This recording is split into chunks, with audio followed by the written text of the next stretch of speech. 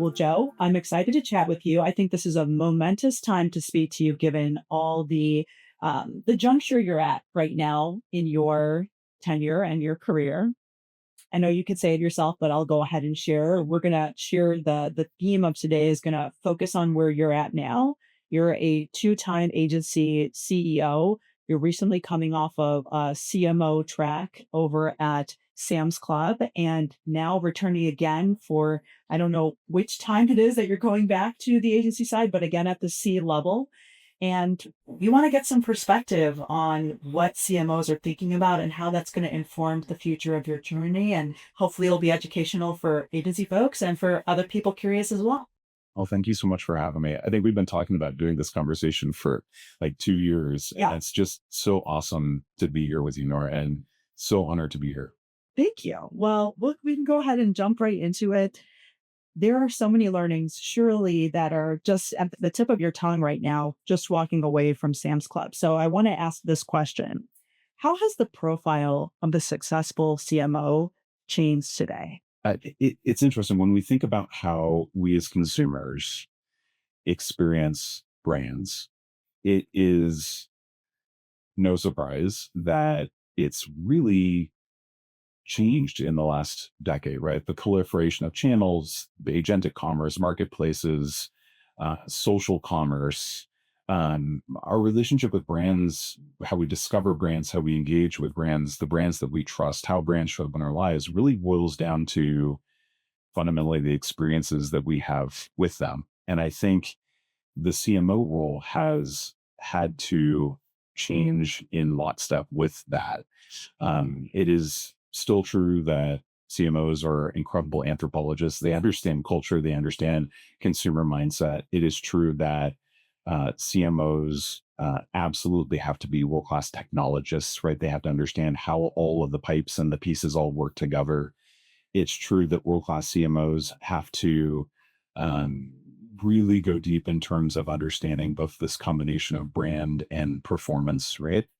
But I think one of the fundamental things that is absolutely undeniably happened in the last decade, and I certainly experienced this at Sam's Club, is that the connection between the CFO office and the CMO office is probably tighter now than ever before. That a CMO used to be perhaps measured on the output of marketing, and now the CMO is very much measured on the effectiveness on that marketing in its ability to drive the business and business performance and business outcomes. And in order to do that, a lot has to work together simultaneously. The CMO is much more of an orchestrator of supply chain and operations and merchandising and finance and regulatory environments and I think because of that, the magnetism towards some of those more operational things uh, can sometimes distract from some of the real core and unique and differentiating components of the CMO office, which are really these kind of fundamental human truths, right? Culture and tribe and identity are things that materially impact how we perceive the value of certain brands in our lives. And so I think taking a step back, if you were to think about the CMO 10 years ago and the CMO today, it really boils down to needing to be a very T-shaped leader and to be someone who fundamentally understands how marketing is driving that incremental business outcome and that incremental value to the enterprise. You mentioned a couple of things about the CMO's responsibility as an anthropologist or someone who's responsible for observing culture. And they will specifically observe a lot of culture through the lens of the brand that they support. How do those responsibilities you just described really distinguish themselves from the responsibilities of the agencies? Well, and I think there's a really interesting dynamic that's also then having to change right on the agency side to this point. So CMOs need incredible partners to be able to pull off everything we just talked about, right? They need in-house teams that know how to work with that ecosystem of partners, whether that's an ad tech or martech partner, and media partner, and agency partner, production partner, whoever that might be. Fundamentally, though, agencies that are successful in this next era will understand that that commercial imperative, that business outcome is fundamentally what the CMO is held accountable to. And that everything that the agency does needs to be in service of that. And, with all of those kind of incremental KPIs that you and I perhaps grew up on in this industry of impressions or, a CPA or those kinds of components, they're all still important, but they're only as important as they drive the ultimate business outcome. And I think the agency partners that will be successful in this next era are the ones that align their operations seamlessly to those outcomes. So I'll give an example. I'm at Havas now. One of the reasons that I'm excited to be there is that Havas is one of these kind of big enough companies to have all of the agency capabilities you might expect under one roof, but small enough that there aren't the traditional silos that might exist and crop up in big holding company environments. The way that we can integrate creativity with subject matter expertise around the future of commerce, as an example, or experiential and PR components, those kinds of things around this, what Voss calls a village model. It's it's so essential to helping and partnering with that CMO who needs to move faster than ever. They need talent to task on demand. They need proactive partnership. But fundamentally, they need that agency partner to ultimately be aligned to the KPI that they're all accountable to, if it's acquisition or retention, market share growth, whatever that might be. And so I think again that it's such a great question, that notion of how that agency model needs to continue to evolve to be much more seamless in how it organizes its assets, its people, its capabilities, and so forth, in the service of that business outcome. You're catering to a lot of different types of brands, clients, CMOs. They have distinguished needs. Do you think that those needs will continue to have, I think it's like a self-fulfilling prophecy. My question, I was going to say, will there continue to be a lot of variability?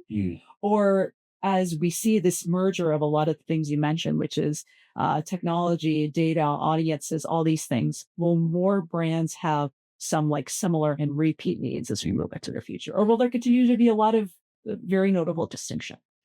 I think a lot of this depends on how we as consumers decide in the marketplace which brands win and which brands don't in this next era. I think, we talked about this a little bit before, but this kind of rise of agentic commerce and social commerce, it's interesting. TikTok Shop is going to overtake Target this year in its revenue, right? I mean, that is a massively disruptive, fact in our industry right now. And I think when we start to think about how brands not just survive, but how they thrive in this new commercial marketplace, how consumers are going to be much more, I think, quick and much more judicious in terms of what brands they decide to do business with. I mean, we think about this. You and I could go to the grocery store right now, take out our phones, open up a ChatGPT, take a picture of the sunscreen aisle, and ask ChatGPT, which of these sunscreens should I purchase for an upcoming vacation? And in that moment, make the decision about what to purchase. Whereas before, we would have had to have launched a big TV campaign, omni-channel fulfillment around CRM, all to get us to engage with that particular brand. We're making these split-second decisions where brand and demand is getting collapsed in that moment of purchase and in interesting ways. So I think when we talk about, is there going to be similarity? Is there going to be more of a disparate take on that? I think so much of that's going to be determined by how we as consumers decide to engage in the marketplace with these brands. I think fundamentally, though, there is one of the things I haven't said explicitly yet, but absolutely needs to be brought in the conversation. This by no means takes away from the importance of brand. It by no means takes away from the importance of creativity. In fact, just the opposite. I think the things that will make brands distinctive is how they express themselves and connect with identity and tribes and culture and ways in which we as consumers live our lives. And that's where the creativity component comes in, and the distinctiveness of each brand. That's where that starts to get sorted. So I do think how partners like agencies can work with brands is to really understand their distinctiveness and to help them express that distinctiveness in ways that resonate more with more consumers. The way we do that's going to have to change with agentic commerce and social commerce and marketplaces and retail media and all the rest that's proliferating right now. But fundamentally, that principle of how we identify with and connect with brands is going to stay the same. There have been years of talking about bringing blank in house, whatever that blank is. And I sometimes have wondered how much paranoia agencies might have about too much in-housing on the marketing side or the brand side. But is there going to be a resurgence of that? Are we in a moment now of paranoia that there is too much opportunity for both marketers and agencies to offer, have the capacity to do the same type of work? And how do you see agencies being able to combat that, if that's even true? I think the agencies that succeed in this next chapter will not be threatened by what is in-housed or where there might need to be another partner brought in to solve the puzzle that needs to be solved for their client. I think the agencies that will succeed will be much more open source. There will be much more open architecture. There will be much more fluid in terms of how they work with brands. They need to have the right skill sets to be able to do it all. Of course they do. But they need to be much more flexible in terms of how they engage with brands. And I think in our lifetime, we've seen how brands have gone from fairly nascent in their in-house capabilities to having very robust ad tech, martech capabilities where their product teams have invested in big capabilities because it's necessary to build in the kind of experience around brands that help those brands grow. And similarly, we've seen the ebb and flow where talent might, sit, whether that's in-house or agency side. Each brand is going to need to decide on its own where they invest and where they partner, where they build, where they partner. But at the end of the day, the agencies that succeed will be the ones that are adapted to that. And I think this is where agencies they don't need to just be great executors. They do, but they need to be great collaborators and educators and partners in the long-term sense too, because you might work with a brand that, and I saw this firsthand, at Sam's Club and Walmart, that it has really great internal capabilities in some areas, but they have, maybe less so in other areas. And it's understanding where that fluid, that seamless partnership can kind of zipper up and understand how do you collaborate and work best with that individual brand in that individual circumstance. I love that you read that up, that um, there are massive and highly visible brands out there that have incredible competencies that maybe 90% of other brands don't have, Yeah. where the agency doesn't need to assist them with that. But then there are other areas where there is a lot of opportunity. Yeah. There's a big gap. But then I want to ask this, which is that being a capable brand whisperer, Yeah. to be able to tell that brand, this is an opportunity and this is why it's an opportunity, because sometimes even when you are on the brand side, you can be working for that company. You can be an advocate for that company. You can know everything that's happening internally with that brand. And there is just cosmic forces internally that do not allow for the agency recommendation, or frankly, even the recommendations inside of the organization, to enable that change. So how do you see yourself set up for success now, just coming off the brand side, to be able to do that kind of brand whispering? Listen, I have a lot more to learn than I know. I'm every day. I'm reminded of that. I think being brand side was such a privileged, incredible moment in my career that I'm so grateful for, because it has opened my eyes and made me much more empathetic to what it takes to actually get these ideas that we agency folks sometimes we come in with. This is the best idea, and why doesn't the client understand? Right? And to get all of the stars aligned internally between regulatory and legal environments and finance teams and getting your suppliers and getting your operators all aligned around a particular idea, it takes a lot of work. It takes a lot, back to our conversation around orchestration. It takes a lot of orchestration. And so I think one of the things that agencies teach you how to be incredible marketers. Being on the brand side, it teaches you how businesses run. And that combination, I think, is what's so important um, in this next chapter in order for the agency and client partnership to really work. Is we've got to approach these partnerships with much more empathy, much more understanding on each other to maximize the partnership in the truest sense.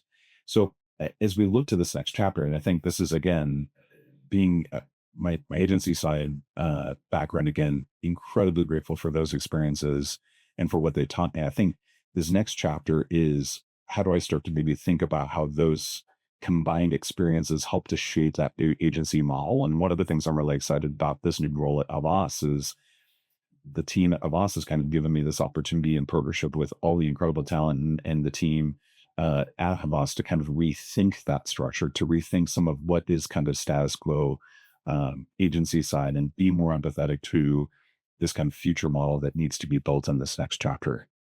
You brought up partnership a little bit earlier, Yeah. and y'all want to be great partners to the brands that we have the opportunity to work with. Yeah.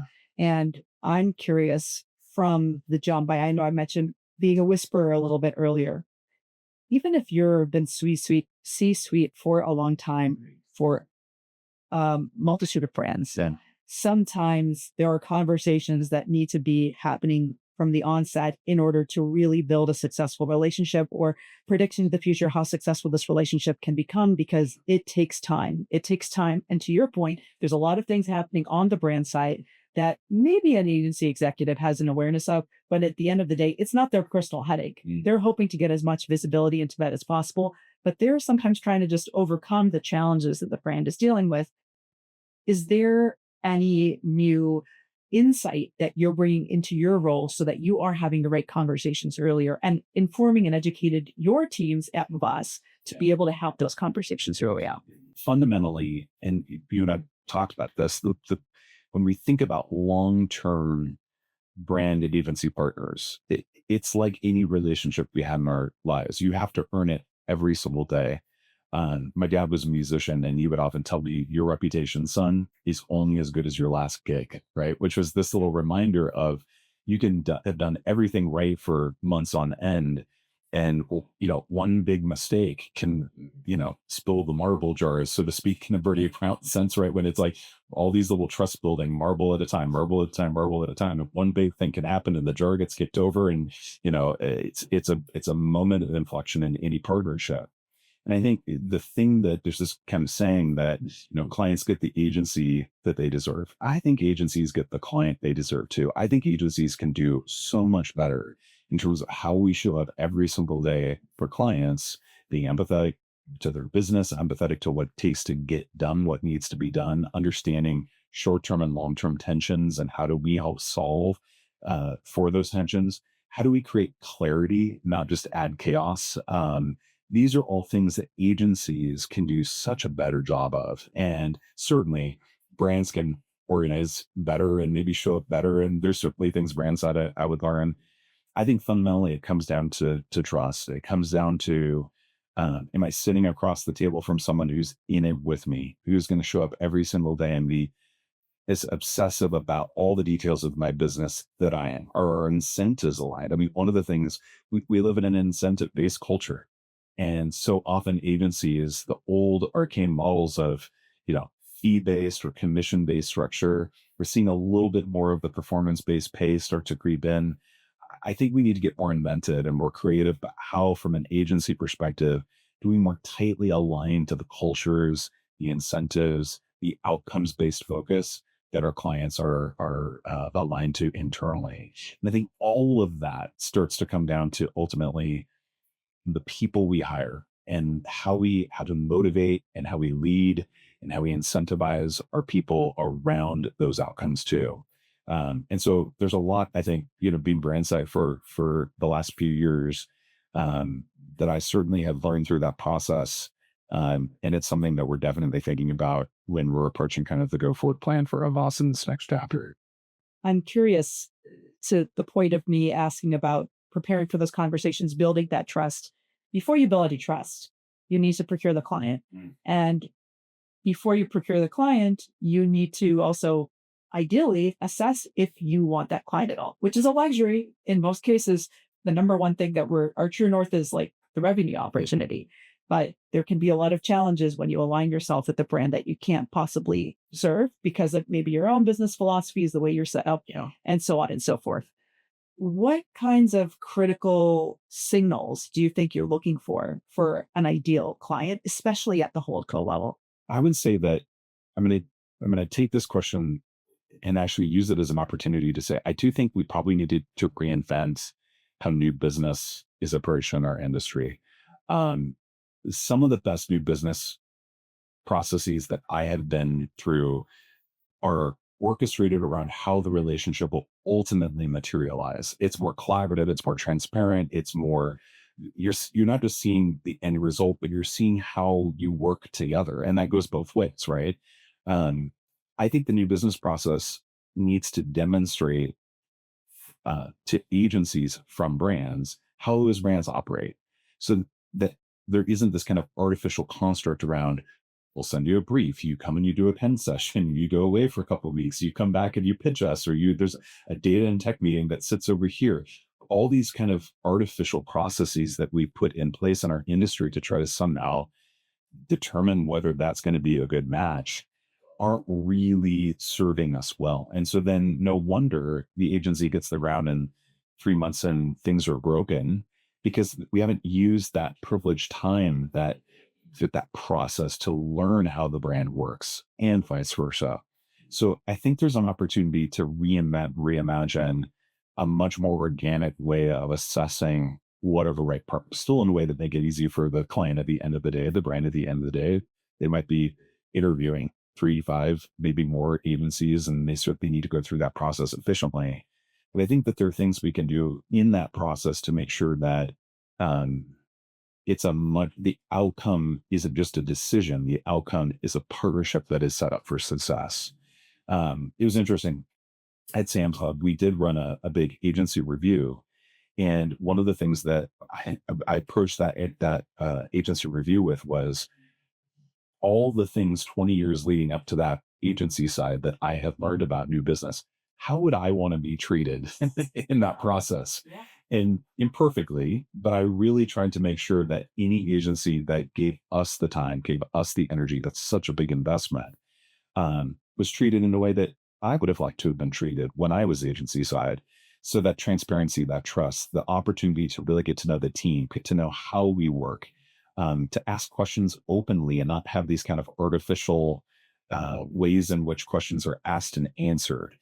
Making sure procurement is at the table as an equal partner in that process, but not creating an artificial barrier that once the decision was made, they'd somehow pull out of, that they were showing up in the way that that partnership would ultimately materialize. And I think there's a lot I learned through that process also about how agencies show up. The best agencies that I had a chance to interview and review through that process, they listened more than they talked. They asked questions more than they had answers. They workshopped, didn't just present. They were confident in what made them different, and were clear about what made them different. And they were also secure enough to say, these are things we're really good at. And these are some things that if those are essential, we're not as good at. We might need to bring in a partner, or we might need to figure out a different solution, or this might be something, a muscle that we need to build. And I think in there is such incredible opportunity to make sure that for the millions upon millions of dollars that are exchanged hands in this process of new business, both on the agency side, it's a lot of investment to pitch in new business, Yeah. and a lot of time and energy, a lot of risk involved on the client side. I think there's got to be a better way of us coming together and getting to know each other through those processes that, again, don't just land in a decision, but really set and launch that partnership for success kind of moving forward after that decision is made. Yeah. I left the agencies I quite early in my career, but I think about something I walked away with was like not listening that carefully in many instances. Yeah.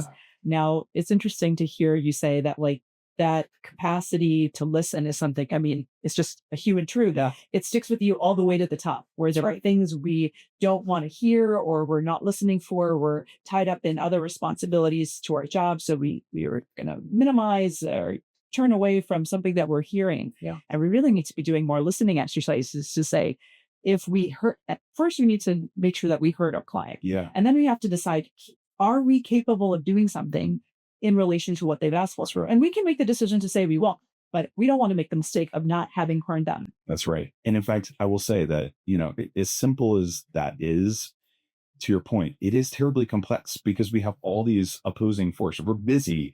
We've got 15 other meetings that day. Somebody else will take care of it. And at the end of the day, back to what does it take to make these long-term strategic partnerships work? It's like our friendships. It's like our marriages. It's like when we show up for one another and we truly listen and we do something about it.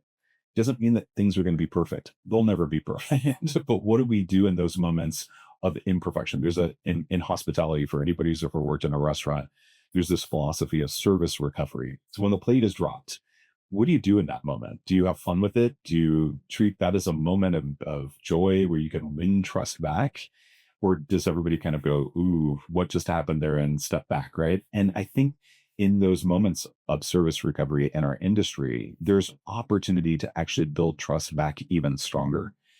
You never want to drop the plate. You never want, but how do you listen? How do you respond in those moments?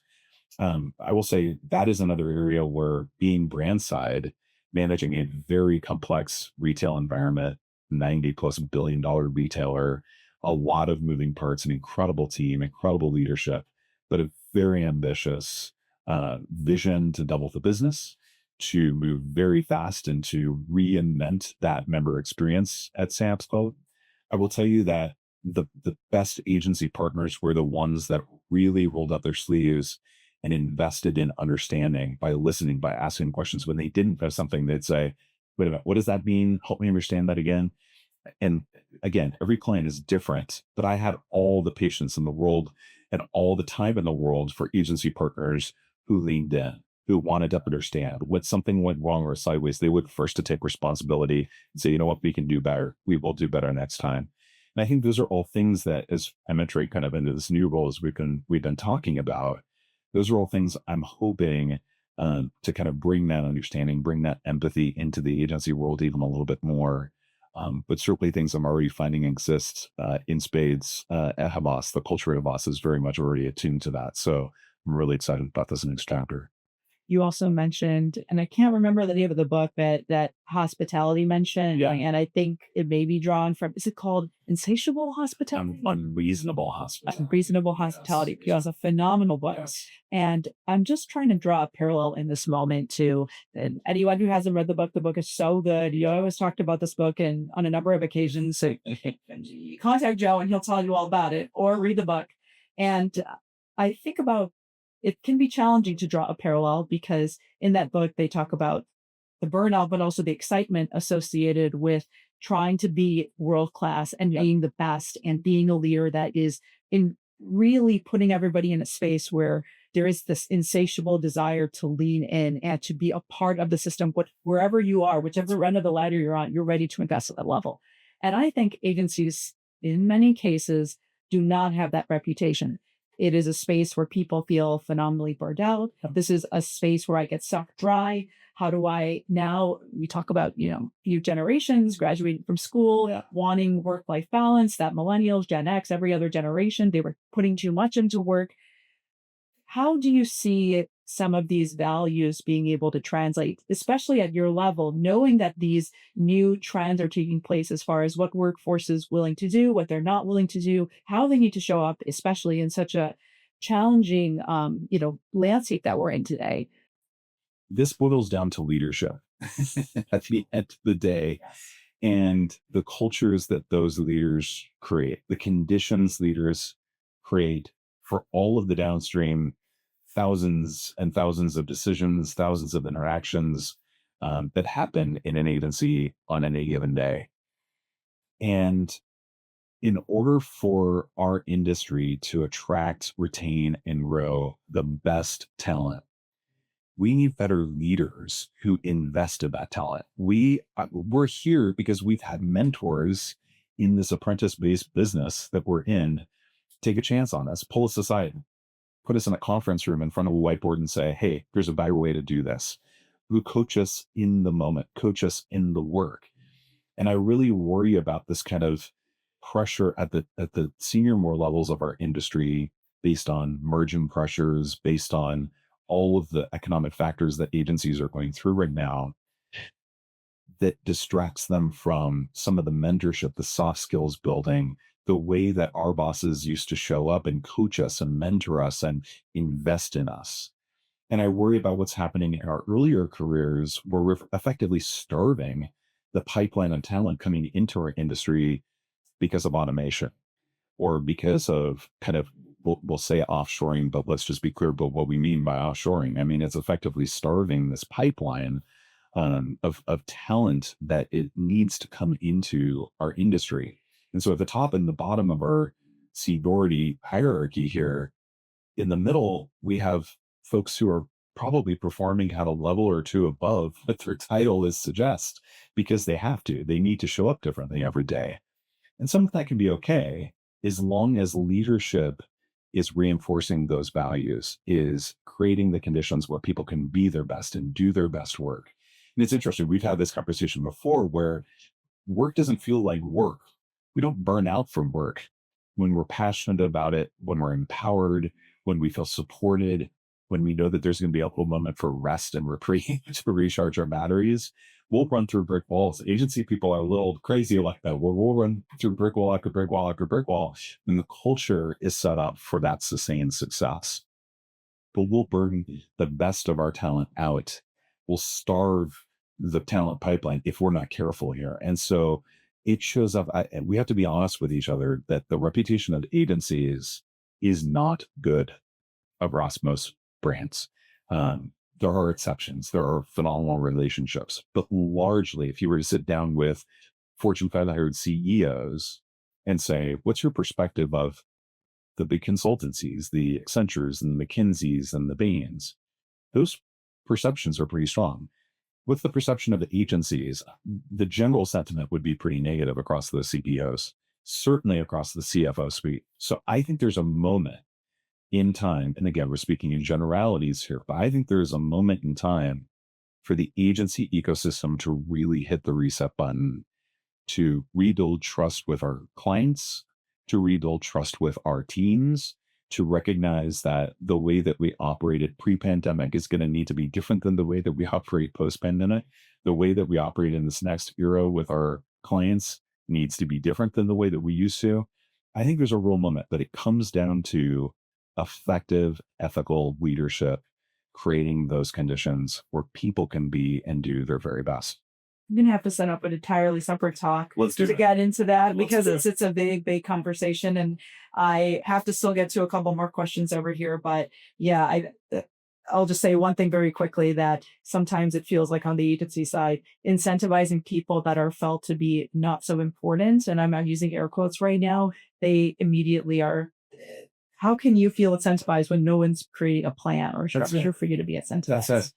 And it's interesting, particularly with our early careers team members. They come into this industry thinking they're going to be so empowered and emboldened to do all this incredible creative work. And the first thing that we do is we basically make them focus on remedial tasks, right? And we burn them out by keeping them busy with things. And the reward for doing something well is just more and more and more and more work. Yeah. And I think we need to be careful that and intentional about ensuring that the right incentives, the right structures are in place because clients know when their teams are happy. Clients know when those teams are in it for the long term. One of the things that, when we go back to like what makes long-term strategic and relationships work between clients and brands, sustained culture and sustained talent on those accounts is so important that oftentimes clients can move around. Their agency becomes the constant in that equation, right? The agency becomes the institutional knowledge, the inertia in keeping things moving. And so that requires investing in talent in different ways. And it's interesting. I'm 6 weeks in. I'm on 6 weeks in. The vast majority of my colleagues have been there for 10 years, 15 years, 20 years. I know that's true at basis where you talk to people, you're like, well, you've only been here 5 years or 10, you're a newbie, compared to everybody. And I think we can do a good job of understanding why is that the case, but not take that for granted because just because somebody's been here for 5 years or 10 years or 15 years doesn't mean we stop investing and everything is perfect because the flip side of that is people can get stale and people can get stuck in their ways. And so how do we nurture that talent, that tenured talent in a different way that keeps things fresh and keeps things moving and keeps things growing and learning in the culture? So a lot that we need a whole separate episode on that piece of it. But I think that's such an important part and such a critical ingredient to the recipe in terms of how we move forward. Yeah. So speaking of moving things forward, a part of the future that we're all very aware of is this the proliferation of AI, the importance of technology, more and more technology being embraced inside of agencies. And we kind of hinted at it a little bit talking about in-housing earlier, but just embracing technology everywhere. So both brand side and agency side. I'm curious for you, as surely internally there are desires to build, to develop infrastructure, but also for partnership. What responsibility falls to you to be involved at the C suite level to evaluate technology partners? Yeah, I take full responsibility, and I think C-suite executives in our industry need to take full responsibility of being students of this space, practitioners of this space.